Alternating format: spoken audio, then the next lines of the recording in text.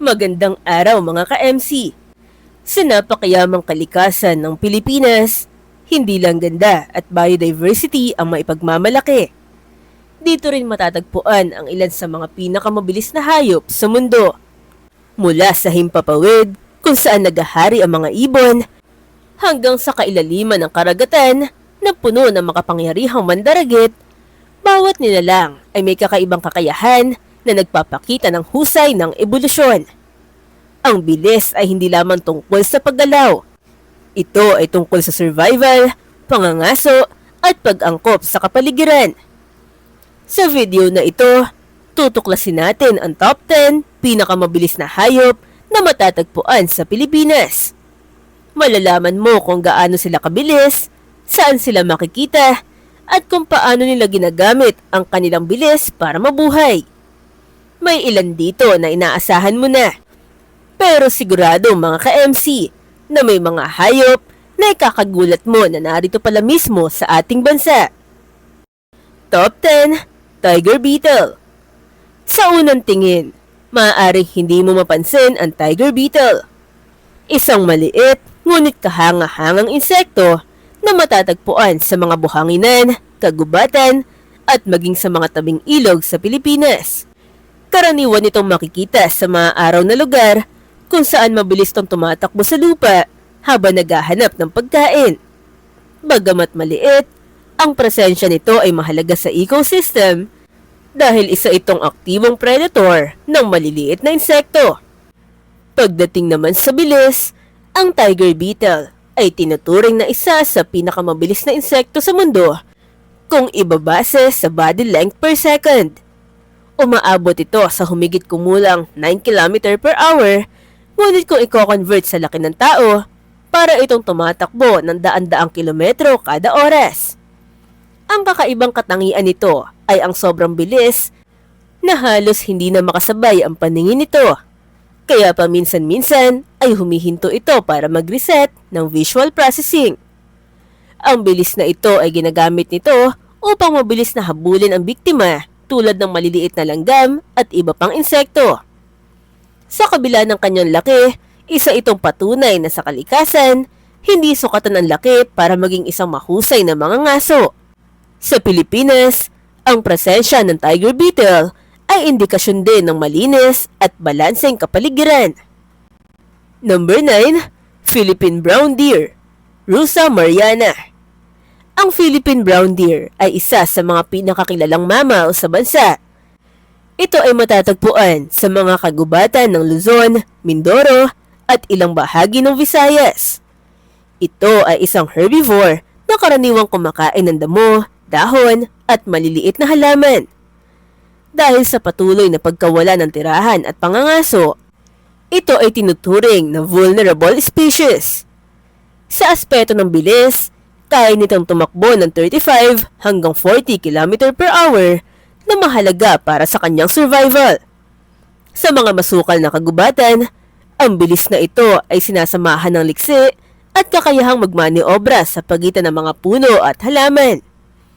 Hindi lamang ito basta tumatakbo. Ito ay nagiging halos invisible sa mata ng mga predator dahil sa galing nitong umiwas.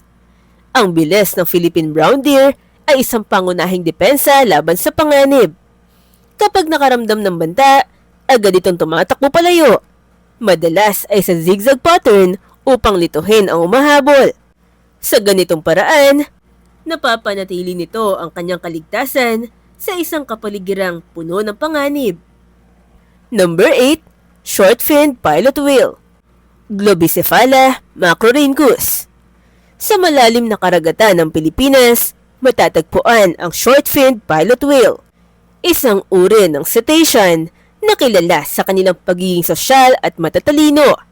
Madalas silang makita sa mga lugar tulad ng Bohol Sea at Tanyon Strait, kung saan sila ay bahagi ng mga whale watching tours. Kumakain sila ng pusit at maliliit na isda na matatagpuan sa kailaliman ng dagat. Pagdating naman sa bilis, kaya nilang lumangoy ng 32 hanggang 45 km per hour, lalo na kapag sila ay nangangaso. Ang kanilang streamlined na katawan at malalakas na buntot ay nagbibigay sa kanila ng kakayahang mabilis na sumisid at humabol sa kanilang biktima sa madilim na bahagi ng karagatan. Dahil dito, tinatawag silang cheetahs of the deep. Hindi lamang bilis ang kanilang puhunan, ang kanilang koordinasyon bilang grupo ay isa ring mahalagang aspeto ng kanilang pangangaso. Madalas silang manghuli ng sabay-sabay na nagpapataas ng tsansa ng tagumpay. Sa ganitong paraan, ipapakita ng mga pilot whale na ang bilis at teamwork ay isang makapangyarihang kombinasyon sa ilalim ng dagat. Number 7. Philippine Eagle. Pithecofaga jeffreyi. Ang Philippine Eagle ay hindi lamang simbolo ng lakas at kalayaan. Ito rin ay isa sa pinakamalakas at pinakamabilis na ibon sa kagubatan ng Pilipinas. Matatagpuan ito sa mga kagubatan ng Mindanao, Luzon at Samar at kilala bilang isa sa pinakamalalaking agila sa buong mundo. Kumakain to ng mga unggoy, ibon at maliliit na hayop. Bagamat hindi kasing bilis ng mga ibon sa bukas na kalangitan, ang Philippine Eagle ay kayang lumipad ng higit kumulang 60 km per hour sa loob ng makakapal na kagubatan. Ang kanilang malalapad at maiikling pakpak ay nagbibigay sa kanila ng kahanga-hangang maneuverability na mahalaga upang makaiwas sa mga puno habang hinahabol ang kanilang biktima. Ang bilis na ito ay sinasamahan ng matalas na paningin at lakas ng kanilang mga kuko. Isang iglap lamang, kaya nilang sumugod mula sa taas, pababa upang hulihin ang biktima.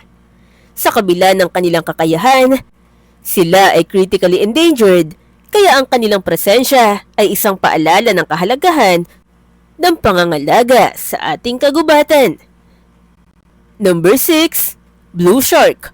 Prayonay Siglauka. Sa malalalim at bukas na karagatan ng Pilipinas, naninirahan ang Blue Shark. Isang eleganteng mandaragit na kilala sa kanyang asul na kulay at mahabang katawan. Bagamat bihira silang makita malapit sa pampang, sila ay laganap sa mas malalim na bahagi ng dagat kung saan sila nangangaso ng isda at pusit. Ang Blue Shark ay kayang umabot ng bilis na hanggang 70 km per hour, lalo na kapag ito ay nasa aktibong pangangaso. Ang kanilang streamline na katawan ay dinisenyo para sa mabilis at tuloy-tuloy na paglangoy, habang ang kanilang buntot ay nagbibigay ng malakas na propulsion. Dahil dito, madali nilang nahahabol ang kanilang biktima sa malawak na karagatan. Bukod sa bilis, kilala rin ang Blue Shark sa kakayahan nitong maglakbay ng napakalalayong distansya. Isa ito sa mga pinaka-migratory na species ng pating sa mundo. Sa Pilipinas, ang kanilang presensya ay patunay ng mayamang biodiversity ng ating karagatan. Ngunit tulad ng maraming marine species, sila rin ay nahaharap sa panganib dahil sa overfishing. Number 5. Yellowfin Tuna.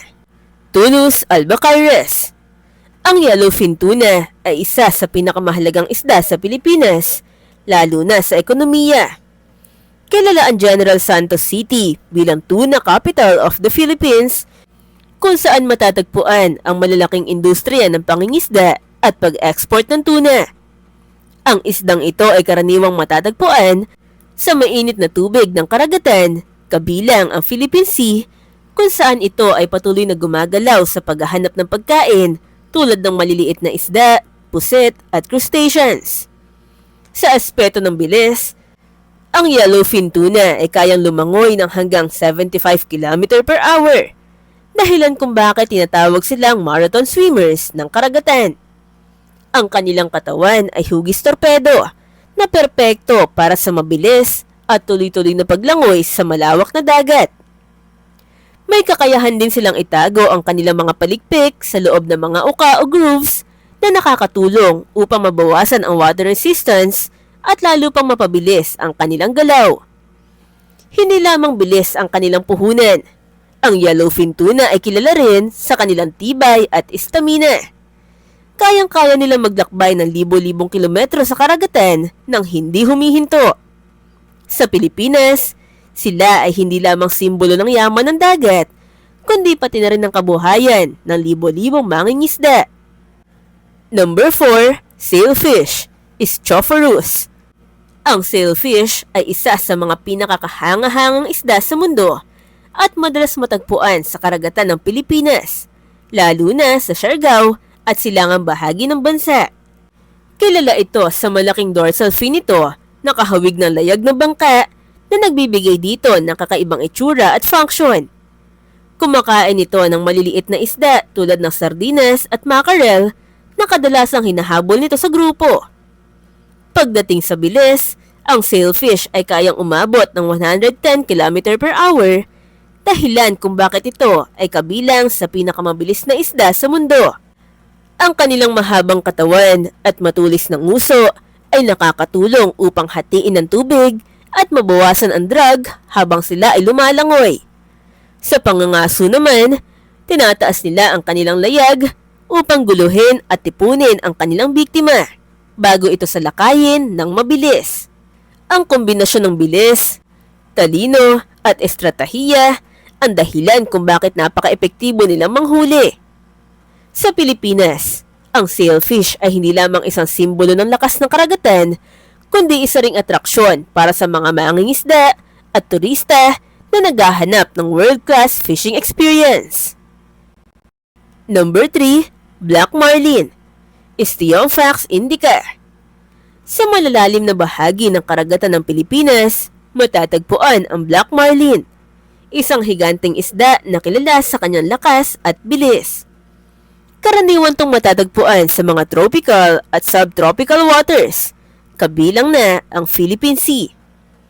Kumakain ito ng malalaking isda tulad ng tuna, mackerel, at kilala bilang isa sa pinakamalakas na predator sa dagat. Ang Black Marlin ay kayang umabot ng bilis na hanggang 129 km/h na ginagawa itong isa sa pinakamabilis na isda sa buong mundo.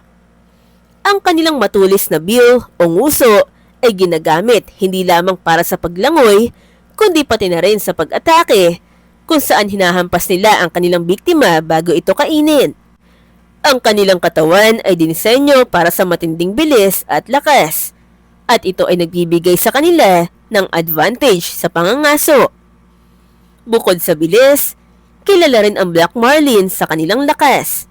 Kaya naman, ito ay isa sa pinakapinapangarap hulihin ng mga sport fishermen.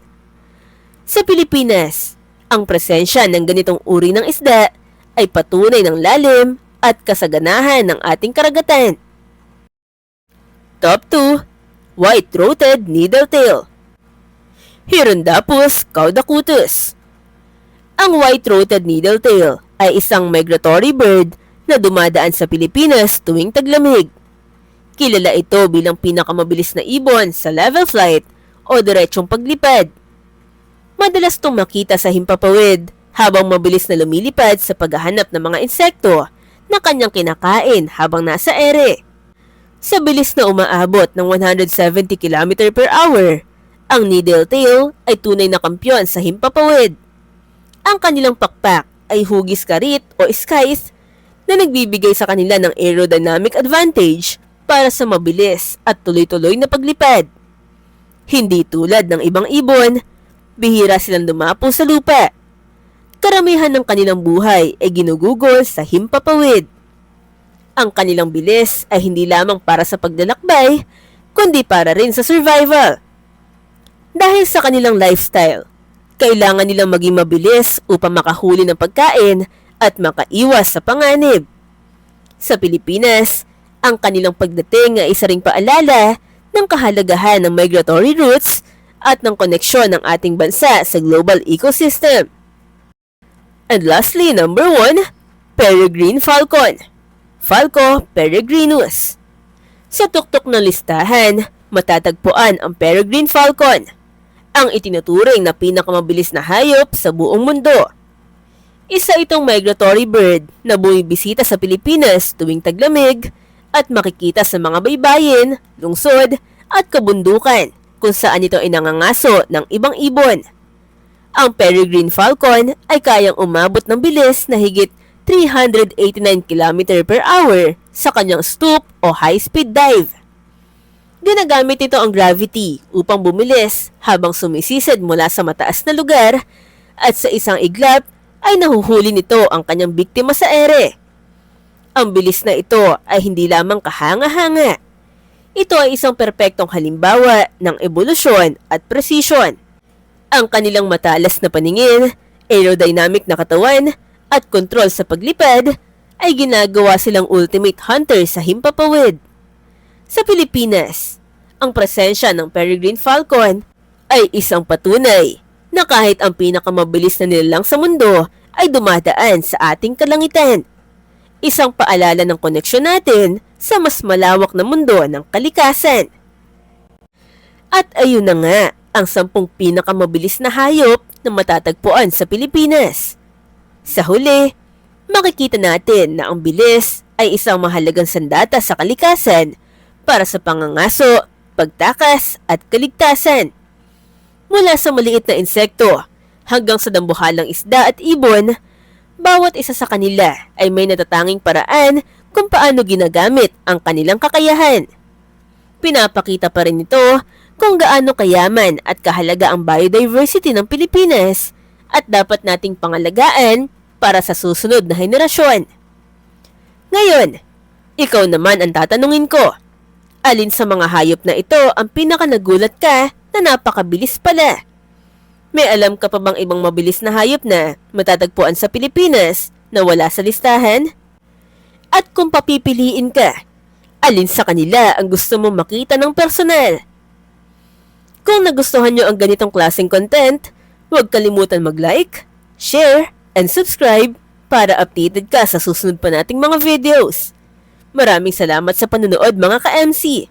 See ya!